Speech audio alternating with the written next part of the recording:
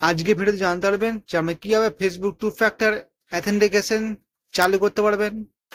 এটা অন করার ফলে আমাদের ফেসবুক অ্যাকাউন্ট কখনো হ্যাক হতে পারবে না। এর জন্য এই সেটিংসটা অবশ্যই অন করবেন।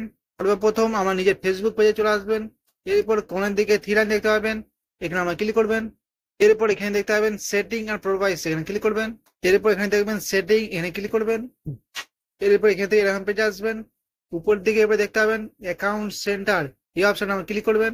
এরপর এখান থেকে অপশন দেবেন পাসওয়ার্ড অ্যান্ড সিকিউরিটি, এখানে ক্লিক করবেন। এরপর এখান থেকে তিনটি অপশন দিতে পাবেন, মাঝখানে অপশন দেবেন টু ফ্যাক্টর অ্যাথেন্টিকেশন, এই অপশনটা আমরা সিলেক্ট করবেন। এরপর আমার নিজের ফেসবুক প্রোফাইলটা দেখতে পাবেন। এরপর আমার প্রোফাইলের উপর ক্লিক করবেন। এরপর আমার তিনটে অপশন দেবেন অ্যাথেন্টিকেশন অ্যাপ, আরেকটা অপশন দেবেন এসএমএস ফর হোয়াটসঅ্যাপ, আরেকটা অপশন দেবেন সিকিউরিটি কেস। যেহেতু সমস্ত অ্যান্ড্রয়েড ফোনে হোয়াটসঅ্যাপ অ্যাপসটা আছে, সেজন্য সহজ নিয়ম হলো হোয়াটসঅ্যাপ, এটা আমরা সিলেক্ট করবেন। এরপর নিচে অপশন দেবেন নেক্সট, ক্লিক করবেন। এরপর এখান থেকে আমার নিজের মোবাইল নাম্বারটা সিলেক্ট করবেন।